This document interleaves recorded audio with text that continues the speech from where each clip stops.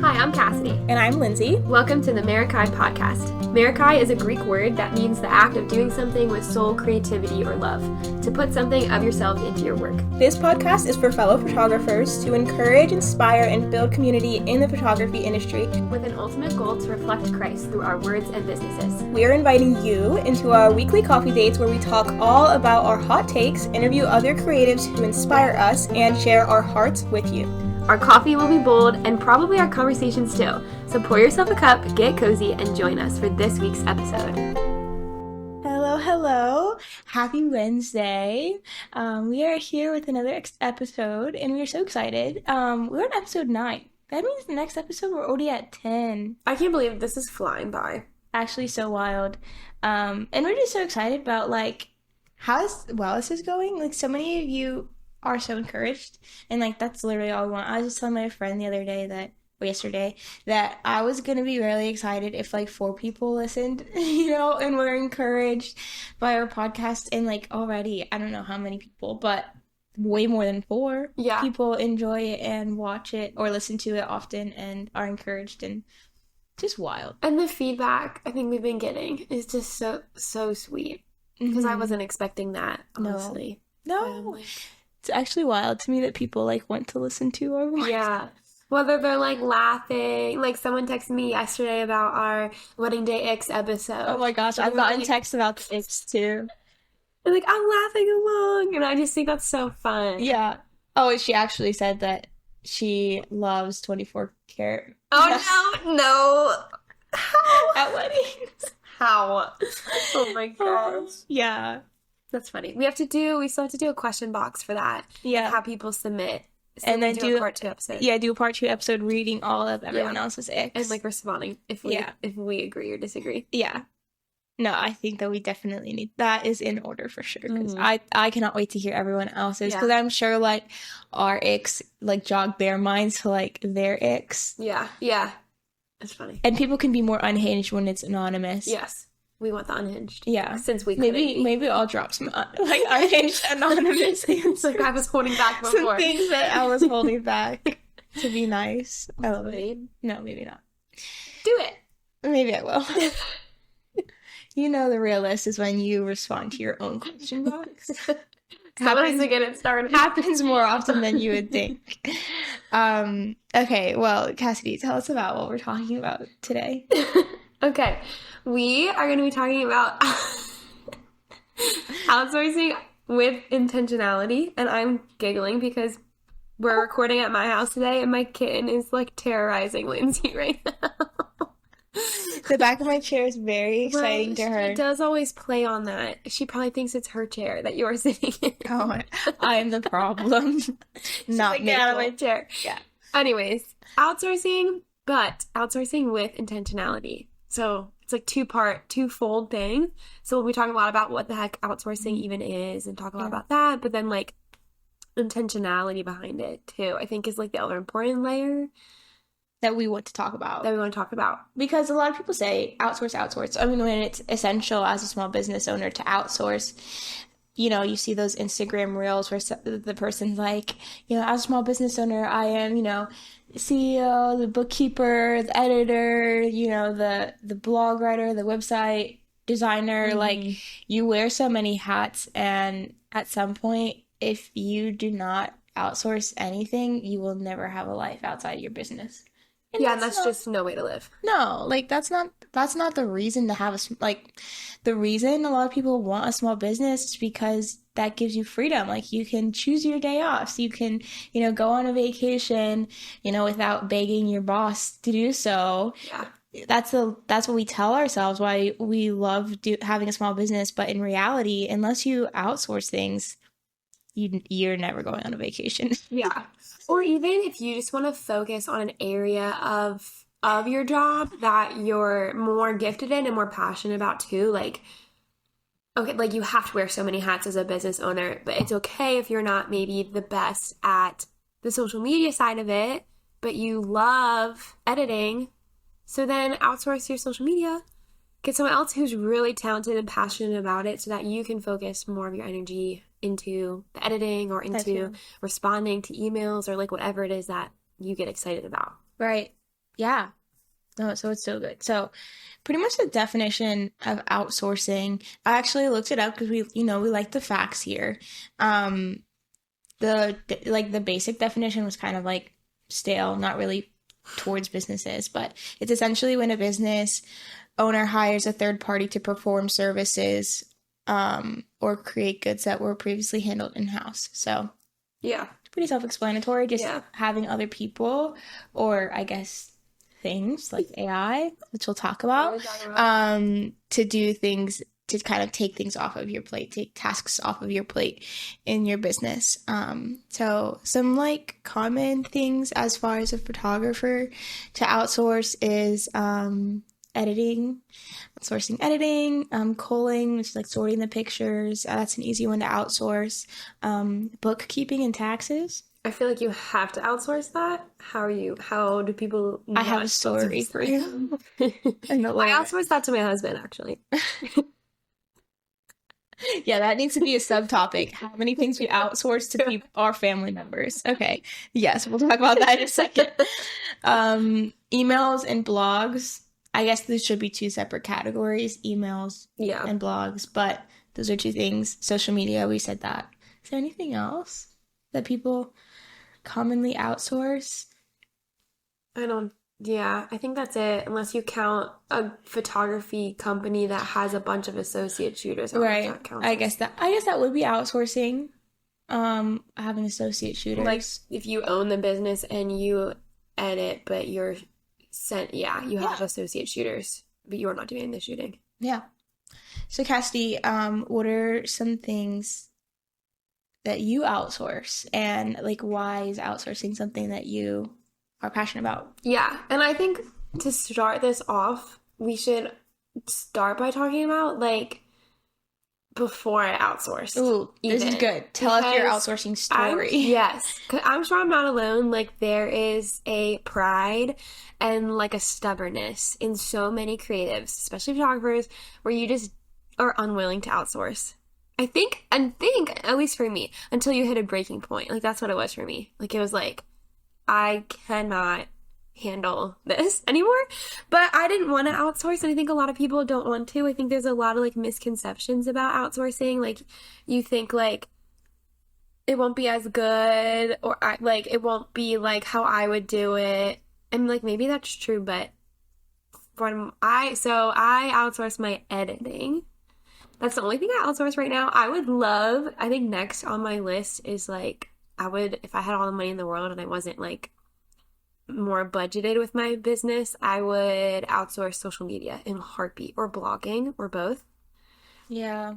I would love to outsource my social media, but for now it's just my editing. And yeah, I was like nervous at first. You encouraged me to do it, so you should also like have your time to share about how you got into deciding to outsource some of your work. Yeah. But I think I just hit a breaking point where I was like sitting in front of a computer screen like every waking moment, and genuinely I was missing out on life, like not hanging out with friends, not seeing family, like turning down things I could go and do because it was like I'm behind on editing. And I just kept finding myself saying like I'm so behind, and it was like making me hate everything. And so that's why I started outsourcing. And since then, I have just loved my photos even more. Like I think it's because the outsourcing editing process is so back and forth with Steph. I'll just say your name, Steph. Hi, Steph. You're probably listening. Thanks for being our editor. Thanks for keeping Cassidy alive. No, literally, thanks for saving my life in the spring. But so when I give it to Steph, we like communicate back and forth so many times, and like then when she's done with the gallery, I'll look over it, and she's so good about like if there's major changes on a lot of photos that I want made. So I still get to like proof them and like kind of go over them. And so I am going over them with my eye, and I'm like, yes, these are exactly how I imagine these photos being edited. Or I say like, no, this isn't right. And she's so good about tweaking things. So yeah. even like I remember doing that specifically with like black and white images, like the black and she was using my presets, but it still was like just a little bit, I wanted it a little bit more contrasted, and so I told her that, and she changed all the black and whites, and so it's like really nice. Actually, it's actually so nice. And then yeah, I still go over the gallery, and then I still put it into like the actual online gallery delivery platform. So I'm looking over them like enough with my eye and organizing them and making sure they are perfect before I deliver them. Yeah. Yeah. Yeah. Is that all you outsource? Yeah, just my editing. Yeah. Oh, and your taxes to your husband. And taxes to my husband. But he said this year we're probably going to actually get an accountant because we're like newer in it and we're just reaching that point. With like business, like having a small business, like it gets really messy. And also there's so much opportunity to save tons of money that if you don't have an accountant, a lot of times you're leaving so much money on the table. Right. So, and I think that's the other like weird balance of outsourcing is like the whole, so paying Steph was honestly like also a little bit of a block in the road of why I don't want to outsource. And it's also why I'm not outsourcing my social media, because it's like I get to keep more of my business money genuinely, right, if I just do it myself. And so for taxes it was like, well, I just don't want to pay an accountant, so we're just going to do it ourselves. But I can send you my accountant. Yeah. Yeah. I'll also give him a shout out, Bryce Cleveland. He is incredible. His wife is also a wedding photographer. Oh, love. So he like knows. He understands the wildness of it all. He's awesome, and he takes time to like answer any question you have, because you know it's just like there's like we don't know how this goes. I'm such a right brain person. I failed math every year in high school. Same. So numbers are not it for me. So he is very like kind and attentive to like answer every question. Like there's been times where I've had lots of questions and he's been like, okay, let's just hop on a phone call and talk about it. Because like there was one year, I mean every year we paid just tons in taxes, and there was one year I specifically paid a ton, and I was like, how can we avoid this next year as much as possible? And he like hopped on a phone call with me to talk through some ways, like based on last year, like things that I could change for this year to like help cut down on that. So that's so nice. Obviously legally it's just more like having more write-offs and stuff like that. Right. So yeah. No, that's so helpful. He's great. And I just kind of learned that like it's tempting to want to cling to your money. That is a temptation, especially as a business owner. But at the same time, one, sometimes time is more valuable than money. Yes. Because time you never get back again. Money comes and goes. Time can't get more of. And I don't know. I just think that, and I want to talk more about this like later, but like being like the faith mindset of like, I don't need to cling to my money if I'm trusting that the Lord will provide as well. So by supporting and my money to other places in my business and helping out other business owners, it comes around and goes around. I want to talk more about that later, but I want to hear about what you outsource and how you got into outsourcing. Yeah, so I actually really did only start, well, I guess I began outsourcing 2 years ago. I started with my culling, which is like sorting the photos. That was just something that I found took me a lot of time, and it's something that's pretty straightforward and easy to train. And so I actually... No, wait, how long does it actually take to cull a wedding gallery? Oh my gosh. Well, it depends on the wedding gallery and how much I overshot and how much my second overshot. So it's big range. It takes me longer than I think. It takes me probably 3 or 4 hours. It takes me longer than that. Maybe longer. I'm so bad at like estimating time. Actually, it takes me, well, okay, I guess I'm not working on it for 8 hours straight. But it does take me like a couple of days. Yeah, actually, no, it does. Well, because I do like a quick cull with like photo mechanic, and then I go back through and do like, I weed out duplicates, to make sure that I'm not delivering 5 photos of the same exact flat lay, because sometimes when I really like a photo situation, I'm like, oh, that one's good, that one's good, that one's good, that one's good. I'm like, it's the same yes, thing 5 times. So it takes me a while. Yeah. It takes me a couple of days. Yeah, especially for a wedding. So I have her do my calling for sessions. And I actually had her she called sessions and weddings for me last year. Because I was editing everything myself. And then last year I was at a workshop in Utah, rooted workshop with Danny Purrington, and outsourcing was one of the topics, and a lot of the, like, they were challenging us to consider outsourcing editing if that's something that takes a lot of time in our businesses. And we were just talking a lot about that, and a few of the ladies there outsource their editing, and they were kind of speaking into all of the lies we can commonly believe, like, like you said, I'm the only one who can edit the way I do, and no one else is going to edit the same way.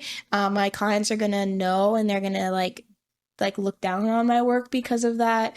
It's going to be inconsistent, and it's going to be expensive. And they were just speaking into that. They were saying that there's people who actually are probably better than I am at editing. Like, I'm one of the people who, I do not like editing. I like the creative side of it, but editing like day in and day out is so draining for me, and it takes me personally a long time to edit. I'm not a quick editor because I'm such a perfectionist that I will spend like 3 minutes on just like one photo, and it was just really bad for my mental health. So, they were saying that, you're not the best editor out there. Chances are someone with your editing, like, who will edit with your editing style, will probably be able to produce almost better photos than you. And I was like, oh my gosh, that was such a wake up call to me. And also, like, it's not as expensive as I was assuming that it would be. So long story short, I also have Steph edit for me, and it's been the best experience. It really helps that she's a friend, and she is such like a soft and like easy listener. I feel like sometimes I'm all over the place, and she's always so understanding. There's been times where I've like asked her to adjust things like you've said, and she's always like so kind and attentive, like and just like not offended, because she, like, at the end of the day, that she really wants you to just obviously love your photos. And like, she's editing better than like I would. Like, certain lighting situations, you can tell that she's just really a gifted editor. And I wouldn't say that I'm particularly a gifted editor as far as it's a natural gifting of mine. It's something that I've cultivated over the years. And I'm great at editing, thank God, but it's not a natural gifting like it is for Steph. So she's crushing it, and she gets galleries out much quicker than I do. And she's also she's just excellent. And what else do I outsource? So I have my sister-in-law. She calls sessions for me because I edit the sessions. I still edit my sessions, but she calls the sessions. But then I actually call weddings for myself, because since Steph edits my weddings, I just know for myself that I need to have my hands on the pictures for at least one step of the process, more than uploading and sharing. So, and then I go back through the photos 3 or 4 times after Steph gets them back to me. I definitely go through with a really fine tooth comb to make sure it's everything the way I would do it too. And then I outsource my bookkeeping and taxes as well. So my sister does my bookkeeping. She is an accountant, so she's so good at that. And it's great that I can 100% trust her, with all of my login information and stuff. And I can also just text her anytime. I'm like, oh my gosh, I had to put a personal expense on my business credit card if you see this amount. It's it's nice. It's someone who I know so well, that I can just be like, oh yeah, like this, or a random question can I write off getting my blood drawn? I'm trying to figure that out. Wait, that's genius if you can. I know. I'm trying to figure it out because I think my business is what's giving me health problems. Come on, Lindsay Joy Photography. Cut her a break. No, so things like that. So that's really nice. And then I don't outsource anything else. Nope. That's all I outsource. But it's taken so much pressure off of me. I have a life outside of my office as well. I feel like the Lord has filled my time that I would typically spend editing pretty quickly, which is great. Like, I would much rather be serving others in other ways, or like working in my garden than editing all the time, or being inside on my computer, because you can't really edit outside very well. Yeah. Unless you like throw a blanket over your head, then you're gonna like die and suffocate. So trust me, I've tried all the things. So yeah, that's what I outsource.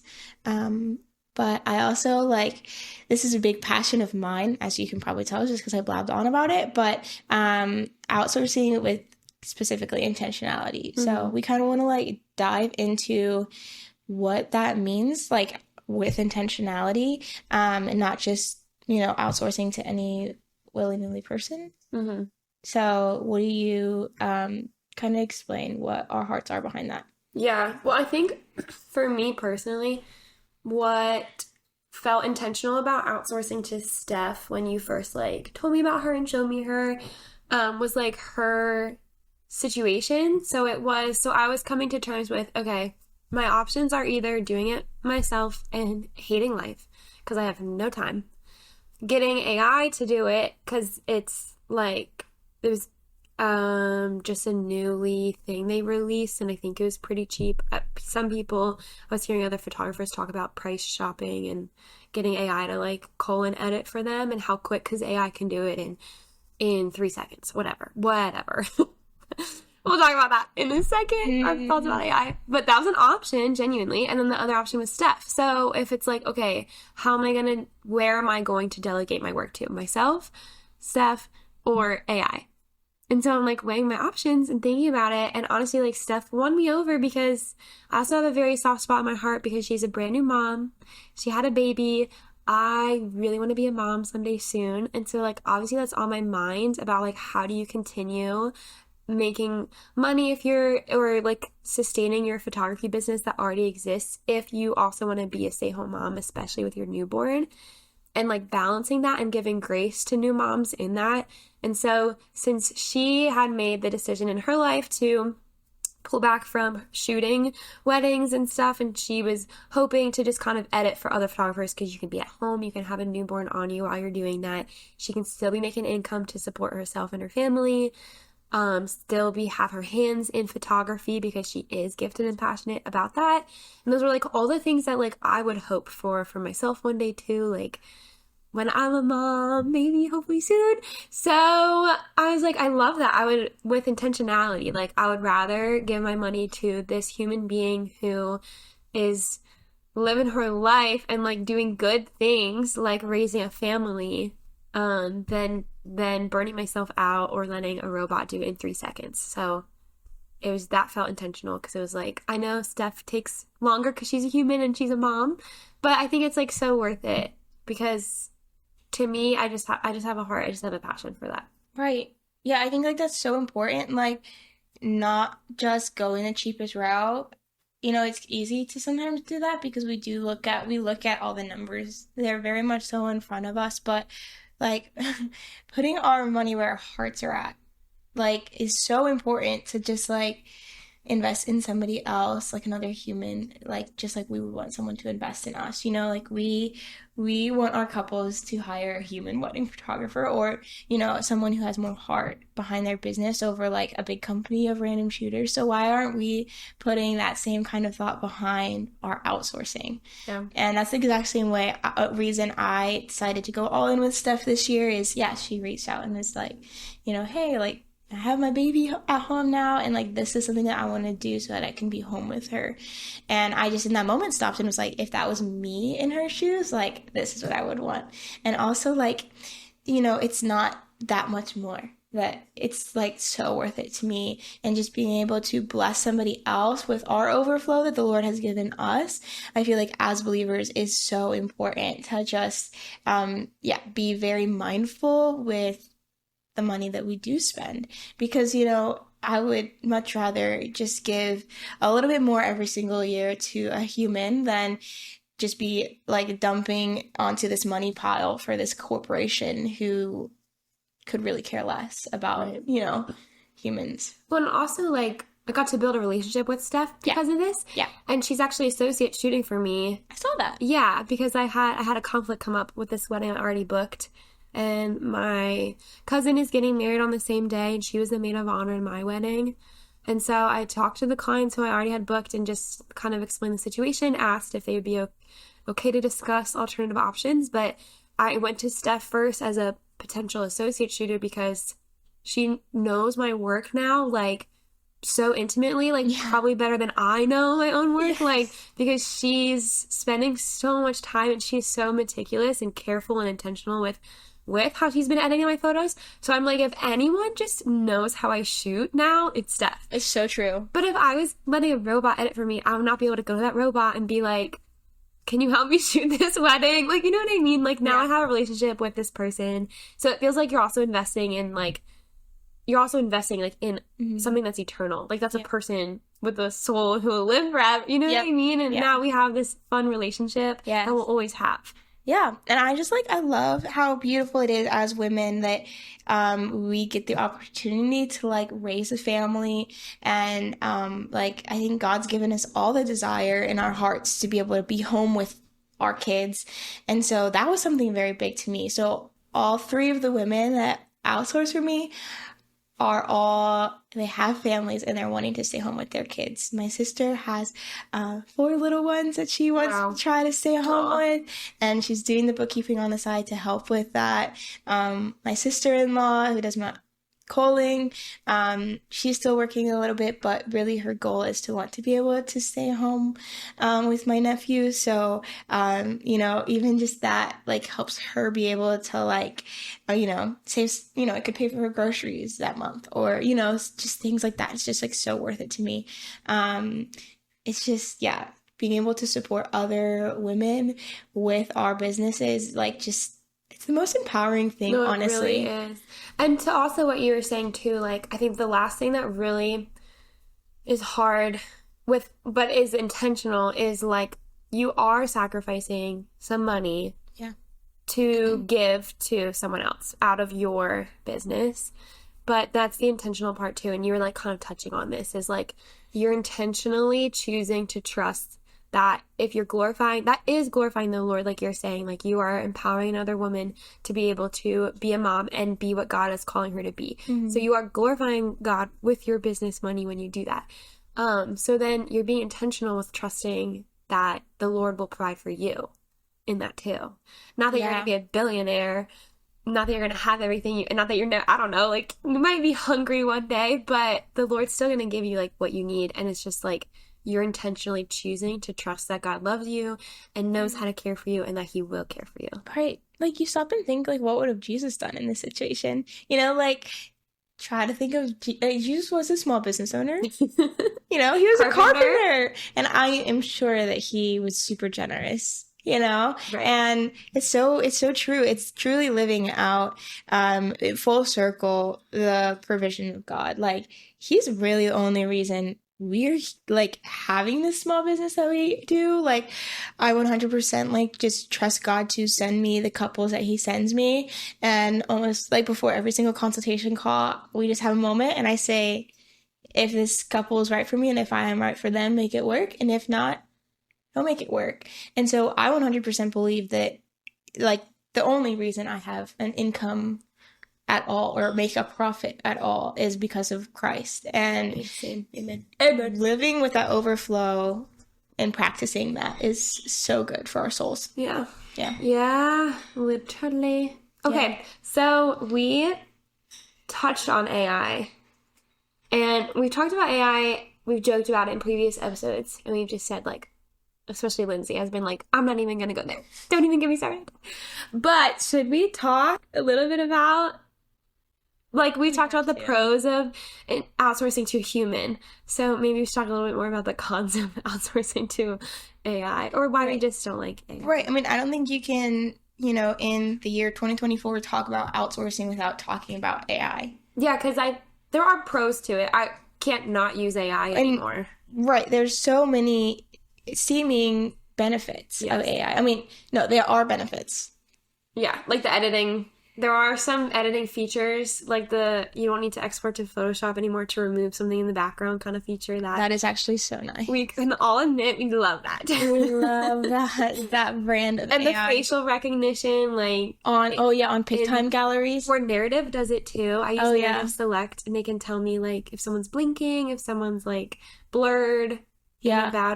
In a bad way. Well, you know what's super cool now? If PicTime, which again, you just need to switch it.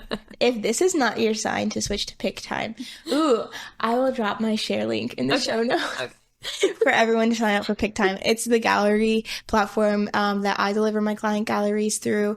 And they recently... they're always coming out with like new features. There's AI face recognition on galleries for clients now, so you can click and it'll show you all the faces. So say if they're looking for Aunt Joanne, I don't know, Aunt Jo, they can find her little face in the little disc, and then it will pull up every single photo. That's actually so nice. And then they also just took it a step further, and they now have a vendor section.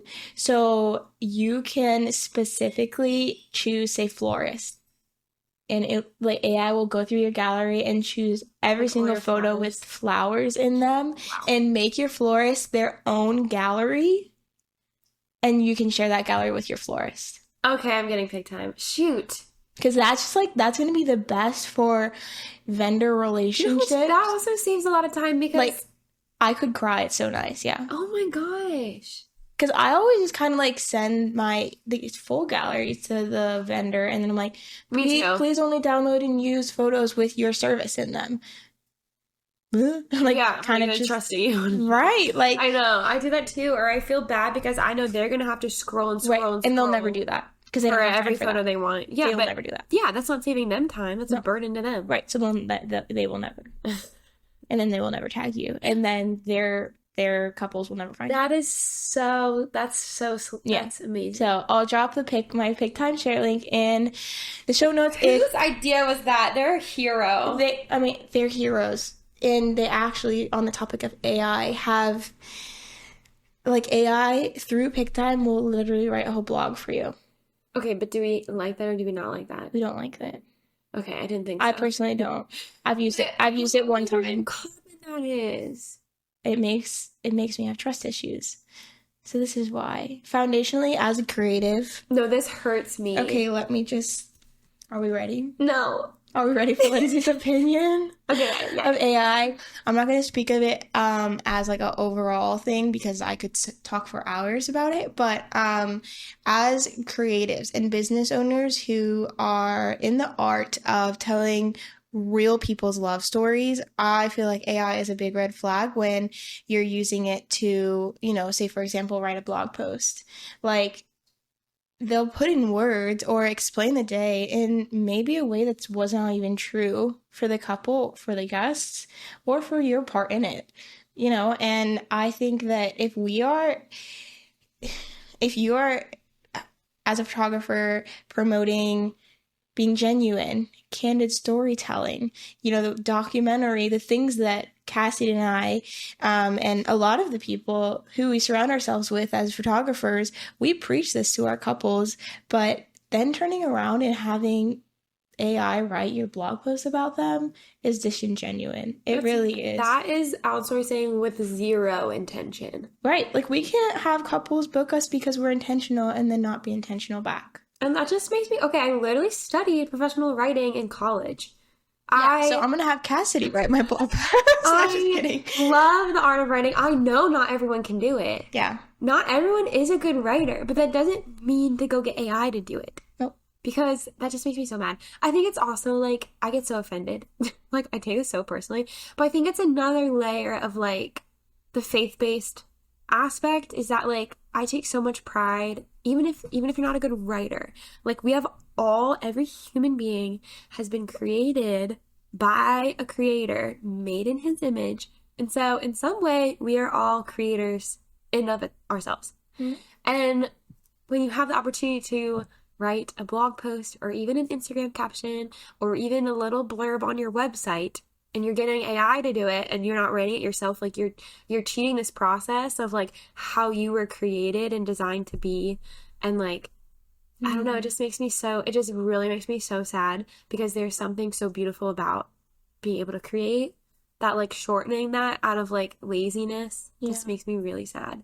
Yeah. Yeah, like God created our brains to work the way they work.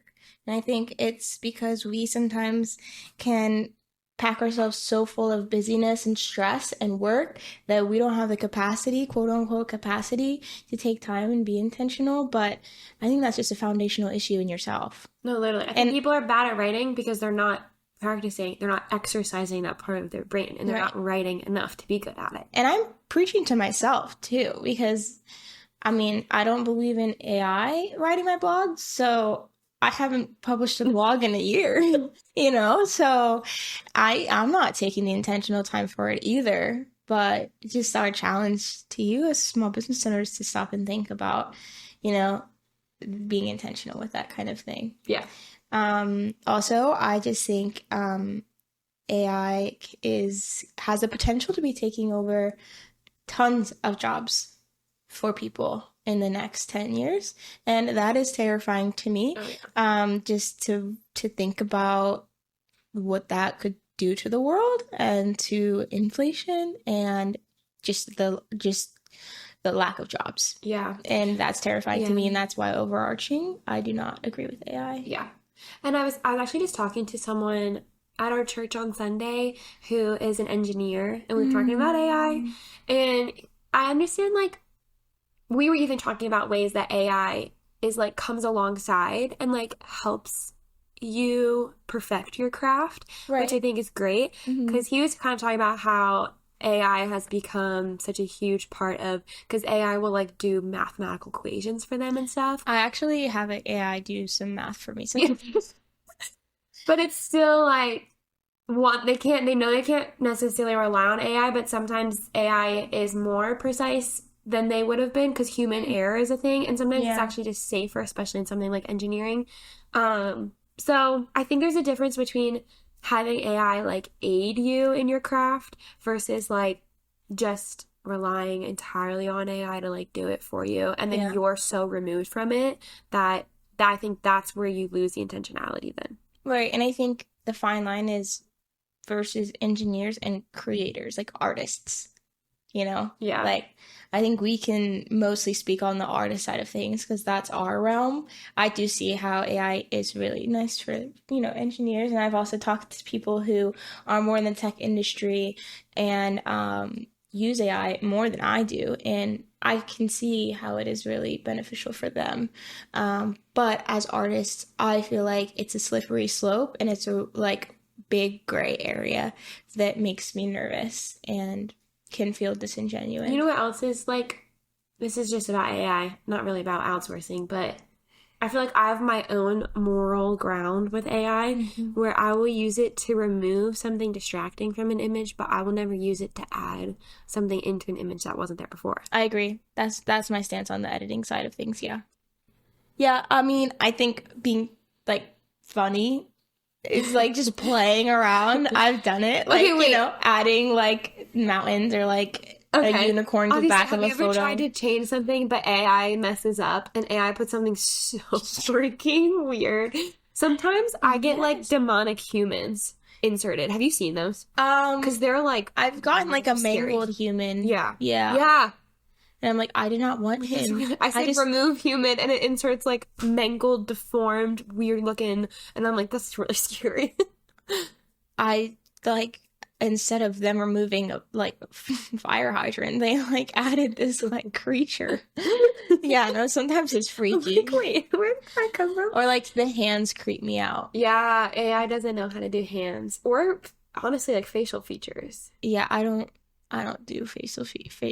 Yeah. Like, the phones in the aisle are still a problem. That's why there's that, well, because you can replace with a chicken. Yeah, but if you just try and remove the phone, it can't do that. It doesn't know how to. But you can replace the phone with another object. One time Kaden and I were goofing off, and he wanted me to put like a raccoon or something on somebody's shoulder, and it did that pretty well. Yeah. It is kind of scary how good it is. But you know that the reason it's so good is because when you sign up for AI, you agree to them using every single photo that you upload onto Photoshop goes into this enormous data bank of photos, and that's why it's so good, is because they're using bits and pieces of other creatives art. Which foundationally seems really sad, but it's okay, we don't have to get into that. But I do want to say that I actually one time did have AI edit a wedding gallery for me. Just to see how it goes. Yeah. It was near the end of my season last year. How was it? It was scary good.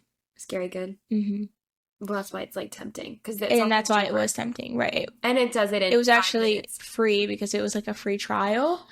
And it was so satisfying and so quick and so good. But afterwards, Sam and I like sat down and talked about it, and we just decided that it's wrong. Like, we want to, like, I want to, invest in a human with my business. And from then on, it's just never been a question in my mind. But I did want to say that I have done it. I was close to. I was really, really about to do AI right before you told me about stuff. Yeah. But I just felt weird about it, so I never went through with it. But I kept pulling up what is it, image AI? Imagen. Yeah, that's what I used, yeah. I kept pulling them up, staring at their pricing, like, because I saw, like, you could upload a certain amount of photos for free, like, couple. It was $1,500. Yeah, for free, and, yeah, so I was like, this is tempting. Yeah, yep, I tried it. And it was really good.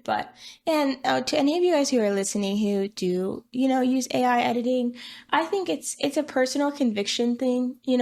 Obviously Cassie and I feel strongly about our opinion, and we both feel convicted about it. But, you can bring it up with God, and, if that's something that you feel convicted of or do not feel convicted of, like, it's your business. We're just kind of sharing our opinions to hopefully inspire, and maybe if you have been considering outsourcing, like, think about it in an intentional way. But by no means are we condemning anyone, because, we understand, like, it is exhausting to do everything on your own, and sometimes the quickest option is AI. So, yeah, like maybe you're intentional with your business and glorifying God in so many other ways that you just don't have the capacity to pay a person to outsource your editing. But it's okay. Right. We're not in control of your business. No. No. So you do you. But this is our opinion. It should have been a hot take episode. It should have been, but it's an education episode. This whole podcast, every episode is a hot take. I mean, take it or leave it. We said that. We said that first episode. Yep. So you can't come for us. Yeah. I mean, we would love to hear your guys' opinions though on AI. Like, when this episode drops, we'll put a little question box also on our Instagram, and we would love to just start a conversation with y'all. Like, I just said y'all. That's my Western side. Start using our Patreon and open up discussions about this stuff too. Find us on Patreon and talk about it. It's free. Our Patreon is free. Because most people make you pay money to be a subscriber, but not us. So no, we would join the Patreon to join the discussion about AI and intentional outsourcing. Yeah, yeah, and we will also put links to our favorite people who we outsource to, who are taking new clients. We'll make sure that they are taking new clients. But if you want to use any of the people that Cassie and I have talked about, because we love and treasure each and every one of them. And trust them. Yes. Like, they're pre-vetted, incredible people. We'll put their links in there. And if you guys have any questions on anything, like, both Cassie and I could talk about outsourcing editing for hours. So if you have any questions at all or any hesitations, definitely reach out. Also, I wanted to I just realized that we never talked about if, like, outsourcing your editing, like, takes away from your client experience. What do you think? Oh, shoot. Okay. Yes, because I feel like it's taboo to, like, are you afraid to tell your clients that you outsource your editing? Mm-hmm. Yeah, like, there's, like, I don't want them to think, I don't know what they could possibly what's like your fear? What are you afraid that they're thinking? I just am, like, just because I know that the clients or I'm assuming the clients don't quite understand like what it means to like outsource my editing, and I don't think that they would understand that, she's using the preset that I have created. I go through and edit 200 anchor images. Yeah. And she's just editing based on the images that I have edited myself. Yeah. I just would think that they would maybe feel like it's not actually me who is. Yeah. I don't know, not liking that it's not me who's actually doing it. I don't know about you. Well, it is tricky. So photography has always felt tricky for that reason. Like, I literally got an inquiry the other day for June of 2026. Yeah, I just booked my first 2026 wedding. No, see, I'm not doing any 2026 weddings. I typically don't, but I did it for this. Because that's the other thing is, like, they're hiring. It's one of the only things in the wedding industry where you're hiring a person, like, over a year in advance, where you're promising, like, your presence and, like, your availability and your time, like, over a year in advance. So that's the other thing about that I'm, like, tying into with editing is, like, it's just a weird concept because they're, like, hiring like you, not like your services. They're hiring like you as a person. Yeah.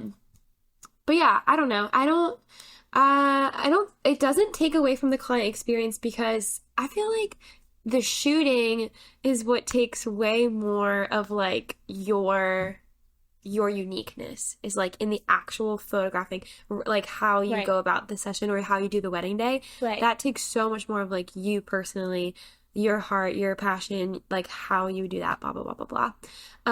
And not so much like the editing half of it, I don't feel like is as personal. Mm-hmm. No, I agree. It's more the experience on the day. That's the most personal side. And if you shot it how you wanted to shoot it, then the editing, I don't know if this is edgy to say, but the editing doesn't matter as much. If that person already has your anchor images and your presets. Yeah, and if knows your style. If it is 100% consistent with your other work. Yes. If there's inconsistencies. Right. Then I would say no. Right. But because Steph is the best in the world. No, she really takes the time to like know my style versus your style. Oh yeah, she seamlessly edits for both of us, and my photos aren't starting to look like yours, and yours aren't starting to look like mine. So no, I feel like I'm even good. Going further. We used to look similar. We don't look similar anymore. We used to look. Our pages used to look so similar. I don't know who I'm becoming. I have changed my style. I don't know you anymore. No, just kidding.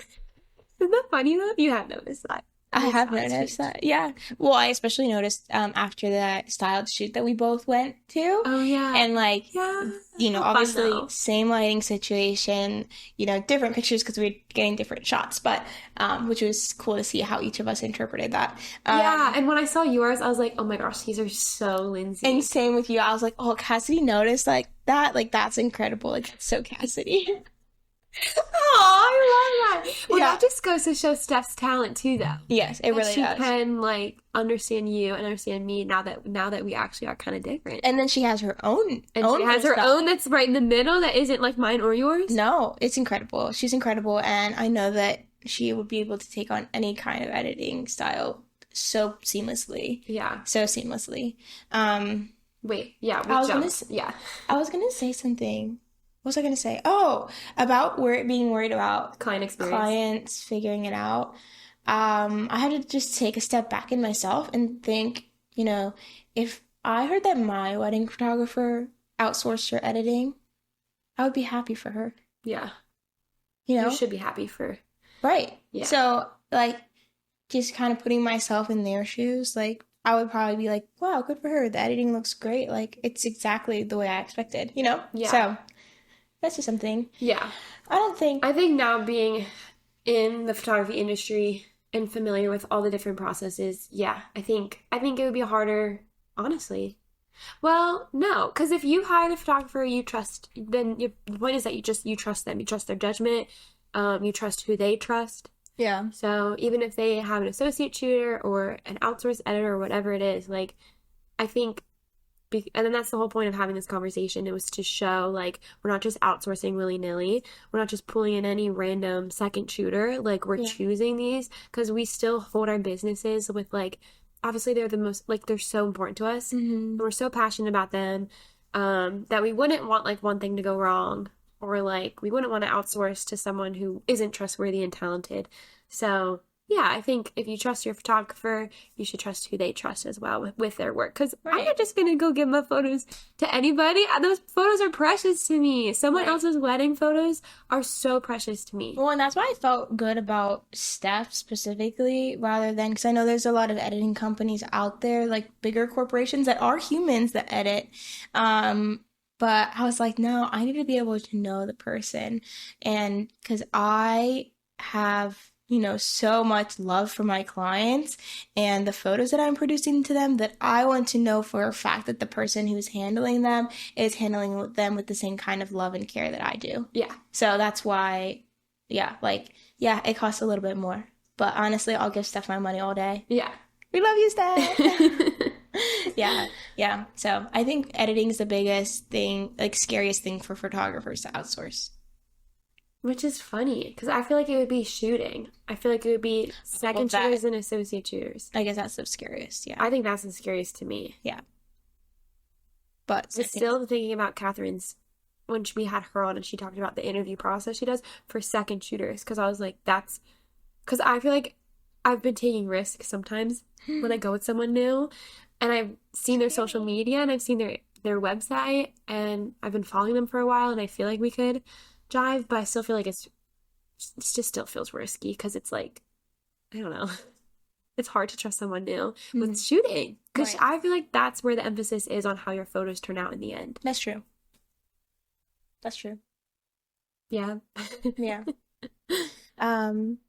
Yeah, I feel like we covered a lot. We went longer than we thought we would. Yeah. We're like, this will be a shorter episode. No, it's not. Never, ever. Because we circled back about the editing. There was more than we needed to say. Yeah, but we hope that this was helpful for you guys, especially with the fall season coming up. We just wanted to encourage you all to take a step back in your business and think about things that you could maybe trust to other human beings, and take a little bit off of your plate, because as kind of an overarching reminder, we are not built to be endless like creators with no end in sight. And I know that the fall sometimes feels like there's no end in sight. And so I encourage you, if you have kind of had it on your heart for a while to start outsourcing things, start thinking and praying about it now and doing your research now. Get those things started ASAP, so that by the time October and November hit, like, you are ready, you're prepared, and you maybe can even still have a life, like, go pick those pumpkins, because you're not editing a wedding gallery from August. Exactly. Like, do it. Like, your life is worth more than a few $100.